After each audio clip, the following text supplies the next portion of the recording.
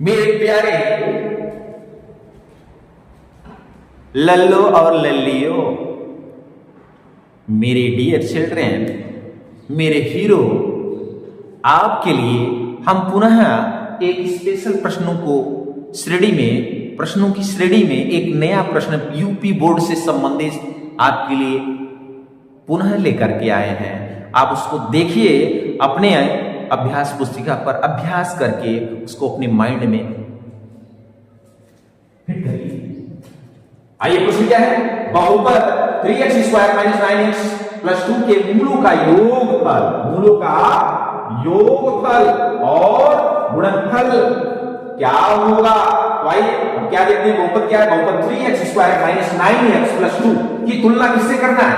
इसको हम द्विघात समीकरण के स्वरूप, ये द्विघात समीकरण का रूप ही है ना, स्वरूप यानी रूप। ऐसे ही होता है ax² + bx + c से करने पर।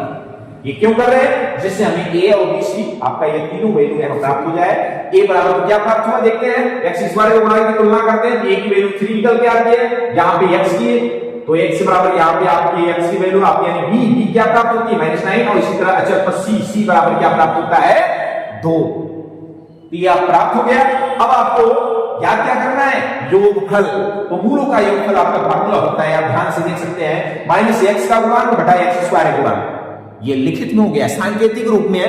हम अगर द्विघात समीकरण के पहले मूल को अल्फा, दूसरे को बीटा मानते हैं, तो अल्फा प्लस बीटा योगफल यानी अल्फा प्लस बीटा बराबर -b/a। x का गुणांक ये है ना माइनस में, बड़ा x² -b/a हुआ। तो इसी की वैल्यू भी, ये वैल्यू जो आपने यहां पे तुलना करके निकाला था, इसको इसी तरह किया। b कितनी है? b -9 है, फार्मूले में माइनस है, माइनस यहां पे हो जाएगा, आपके यहां पे प्लस हो जाएगा। 9/3 आपने रखा था ना, तो ये आप 3 से 9/3 में 3 से आपको इसमें डिवाइड किया, कितना आ गया 3।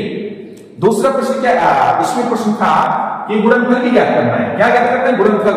तो मूलों का गुणनफल बराबर क्या होता है हिंदी में, सांकेतिक में, अक्षर पद बटा x² का गुणा।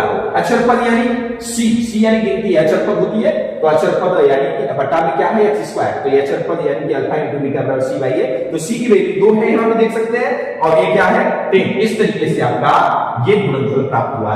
तो ये योगफल और गुणनफल ये आपके प्राप्त होते हैं। इस तरीके से आपका ये प्रश्न सॉल्व हुआ।